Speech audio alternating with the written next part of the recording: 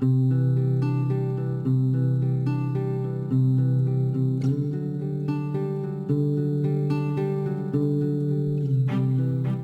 wanted to make this video especially for vets. You may know all this stuff, but it covers areas that lots of vets ask me questions about. The last part of the video includes footage that I use in seminars. You might like to also. Many cows suffer needlessly because some of us are not confident enough in using the procedures I'm going to show you. A good understanding of the structures of the foot will help us approach any foot problem with more confidence. The foot is not just a dead piece of nail, it's a finely tuned living machine. The foot has been beautifully designed to carry a heavy animal over hard, dry ground, and yet is able to withstand wet and muddy conditions. The foot is hard, but has an elasticity that absorbs shocks and changes in the walking surface.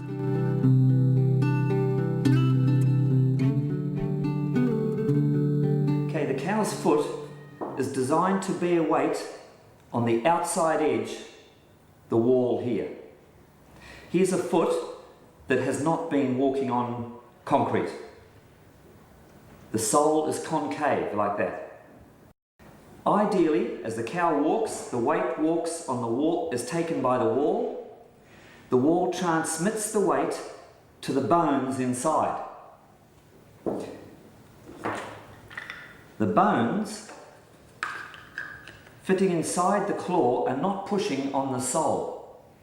They're actually supported by the lamellae, which are on the inside of the claw. The lamellae of the claw fit in with lamellae in the bone.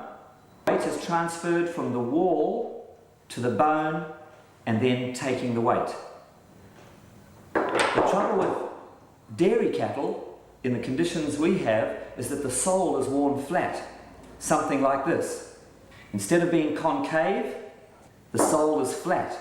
And on many cows, the weight is actually borne by the sole, so pushes on the bottom of the pedal bone or the third phalanx inside. In this foot, what I've done, I've cut through a cross section through the front of the foot to show us what the sole should look like and what happens when it's worn. So here's the normal side with the weight when she walks taking it on the wall. Imagine my foot is the ground. See, the wall is taking the weight. The sole is off the ground. But on this side, where the sole is worn flat like a normal dairy cow, the sole is taking the weight just as much as the wall. Pressure is being pushed on the sole, which shouldn't take the weight. The sole and the wall grow from two different places. The wall grows from the coronet or the hairline down, and it takes about a year to grow from the coronet to the toe. Just about 4 fingers is about the distance it grows in a year. The sole grows from the dermis just below it. It's pushed out from the dermis or the corium. As the wall grows, it's pushed out by the coronet, a little bit like one piece of corrugated cardboard over another. The lamellae or laminae of the wall sliding over the laminae of the dermis. The sole grows from the dermis or the corium just below it. And we can see that in this cross section here, where the corium pushes horn out to make the sole. This ends up with a weak point between the wall and the sole. That weak point is called the white line. The white line can be seen as a change in the structure between the wall and the sole. The wall of the foot starts at the abaxial groove, right there. It continues around the front and folds round the front and ends at the axial groove. You can see on this normal side, if you like, this unworn foot, how the white line, the join of the sole and the wall, is quite a long, thick white line. So here's the normal foot, there's the white line. It's thick because the sole is thick. On this worn claw, typical of our dairy cattle, the white line here has hardly any thickness above it. You can imagine how easy it is for stones to be pushed through that weak point on the edge here. The bulb of the heel is a separate structure to the sole, and it's a separate structure to the wall. The bulb and the sole and the wall all join at that point there, a particularly weak point in the foot. At each end, the wall joins to the bulb of the heel, which is made of a more rubbery layer and acts like a shock absorber. The bulb of the heel is placed on the ground first as the foot contacts the ground. It squashes flat, expands, and spreads the wall apart. The joins of the bulb, the wall, and the sole flex under pressure. They are weak points, are prone to injury, and are places where gravel can enter. Where the white line has been invaded, in about 1 in 10 cases, instead of just bursting out the top, it'll actually involve the joint as a deeper structure. This might be only a mild arthritis in that joint, but it's amazing how many go deep and into that pedal joint, as we've seen in this case, into that pedal joint there.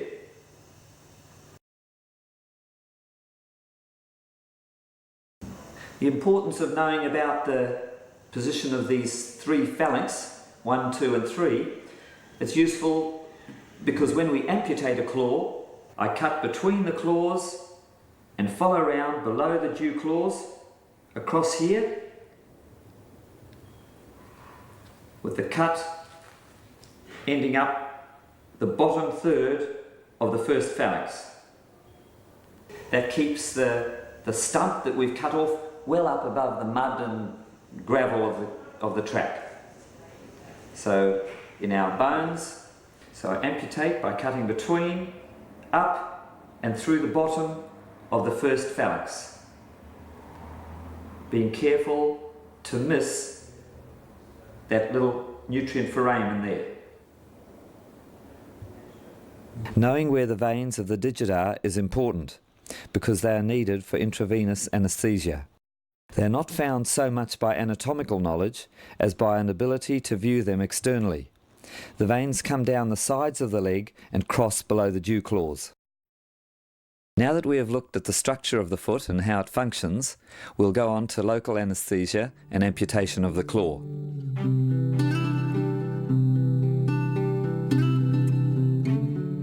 Intravenous local anaesthesia is quick, easy, uses very little xylocaine, and is so successful that I don't use any other method to anaesthetise the digit. It's the method of choice in the cow. Local anaesthetic in any vein seems to anaesthetise the whole foot. It works within a few minutes and lasts about an hour, giving plenty of time to do most procedures on the foot. The digital veins are quite easy to find with the leg tied up and after applying a tourniquet. I use inner tubing rubber as my tourniquet. First, identify the lateral or medial digital veins. Clean the skin and sterilise it. Okay, for the local I use a 1 inch 18 gauge needle for my local, or else a 20 gauge does work alright, 1 inch. Fill up 2 syringes with 10 cc's. Use 2% xylocaine. Pop the needle into the vein, allowing the blood pressure to empty the vein. If you miss the vein at any one site, try another.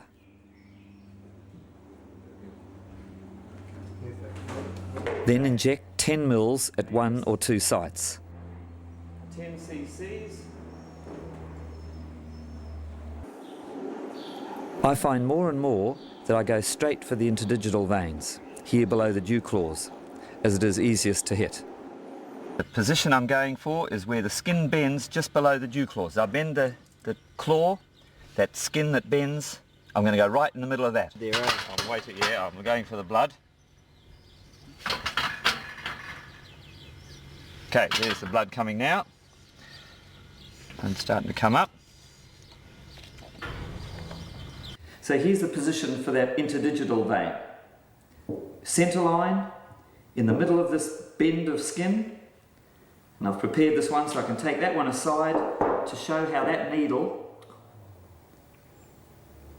goes full length into the digital vein. So there's the digital vein, the interdigital vein, just the depth of a needle, 2.5 centimetres. Full depth is usually exactly right.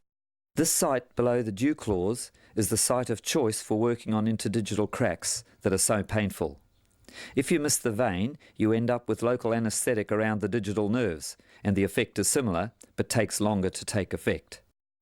When you have finished the procedure, don't forget to remove the tourniquet.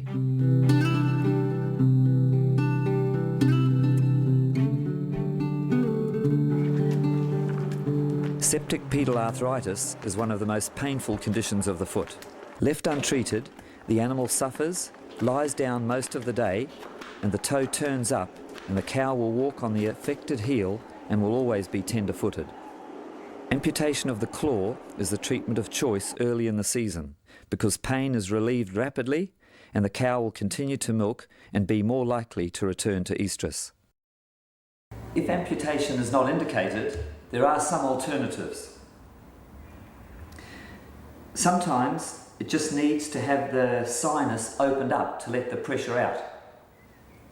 But always be careful that you don't leave a cow that walks with its toe up in the air. She'll be lame year after year because of walking on the heel and not on the toe. What I do for these is something like this. Let's imagine this foot has got an injury in the pedal joint on this toe and it's slightly turning up. The cow's not severely lame, so we're not going to amputate it. Or maybe she's already in calf. We're going to do an alternative. I stick a block on the good claw to lift the sore claw off the ground. That's not good enough because that toe is going up. So what I then do is to wire the toe down to the cowslip.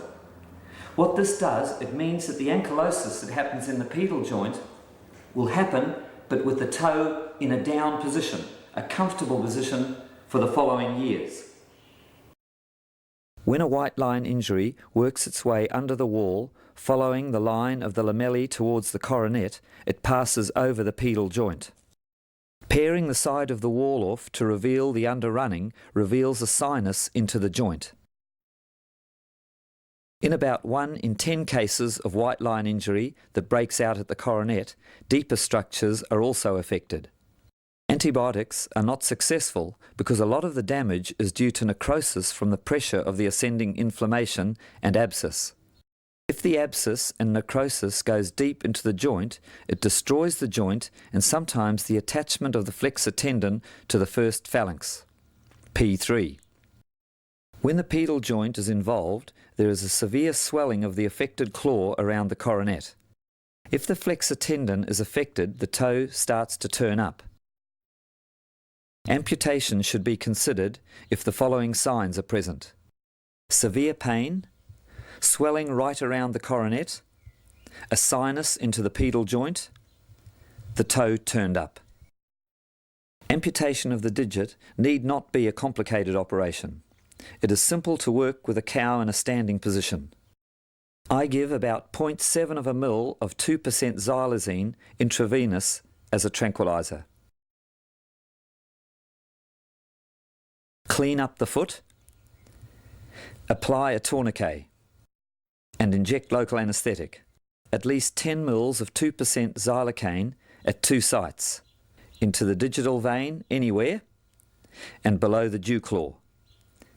The anaesthesia is almost instant and lasts about an hour. Just poke the foot to make sure that there's no feeling, particularly between the claws. Okay, numb now.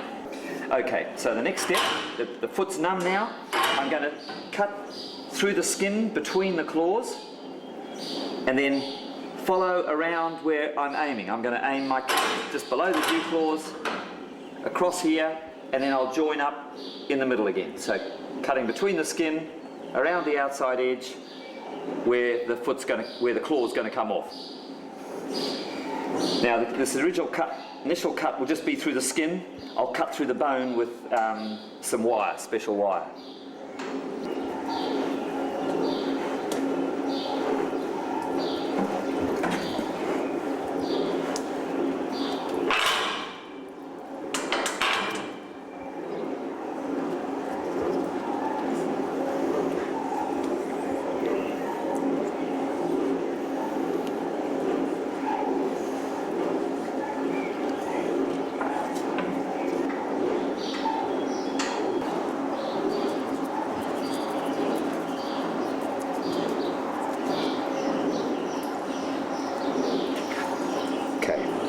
Then use embryotomy wire, cutting outwards to remove the digit. I like to cut off the distal P1 so that the stub is above the mud. I can get this angle right.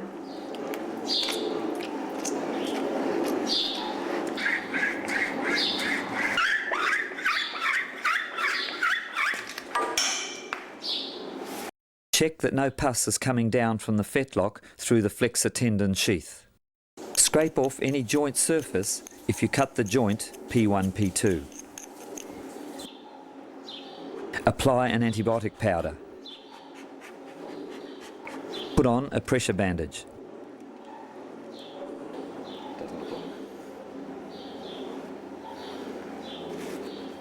Don't include the dew claws or they may be pushed into the skin and cause discomfort. The dew claws are obvious there. I'm not going to include them in my bandage.